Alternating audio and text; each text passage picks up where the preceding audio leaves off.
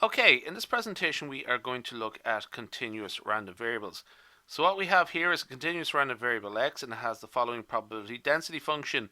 We denote the probability density function small f. Sometimes we would add in the subscript x, capital X, to denote the variable that it is associated with of x, okay, small x. And that is equal to 4x cubed, where x is between 0 and 1 and 0 otherwise. What we're asked to do is find the probability of x less than or equal to 2/3 given that x is greater than 1/3. Okay? Now, just as a sort of quick remark, less than is more or less interchangeable with less than, or less than or equal to is more or less interchangeable with less than, greater than or equal to is more or less interchangeable with greater than, because this is a continuous random variable. Okay, so this is the operative part here, really, 4x cubed. So that's our probability density function. And this is the limits of integration over the whole integral.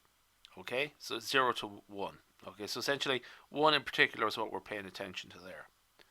So what we have here is a conditional probability. So what we have here essentially, this is a given b.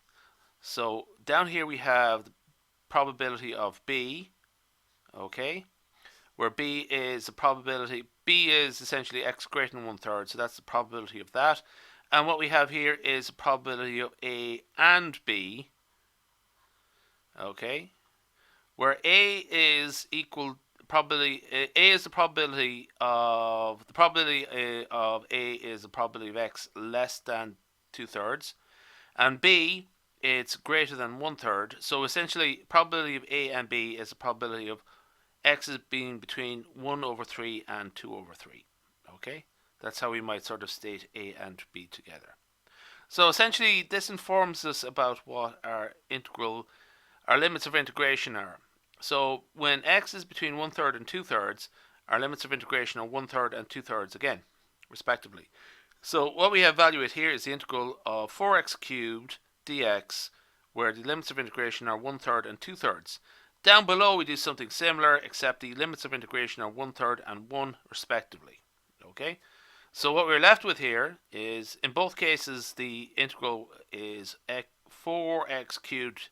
That integrates to x over 4. So essentially, when we integrate x cubed, the integral is x over 4, x to the power 4 divided by 4. So the 4's cancels out. So there we have it there, x to the power 4 with different limits of integration.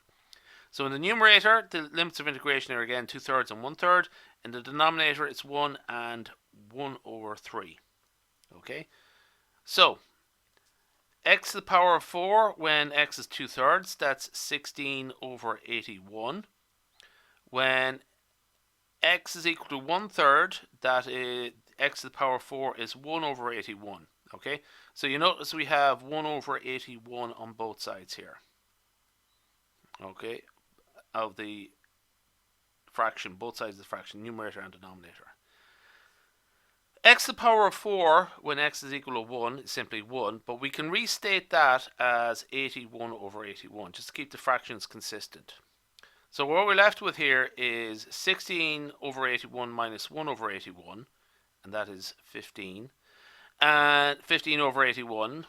But and below what we have is 81/81 minus 1/81, so it's 80/81. So essentially we can disregard the fractional parts there. Essentially disregard the 81 because that resolves to 15/80, which is 3/6. So that's it. 3/6 is the answer we are looking for. That is the probability of x being less than 2/3 given that x is greater than 1/3.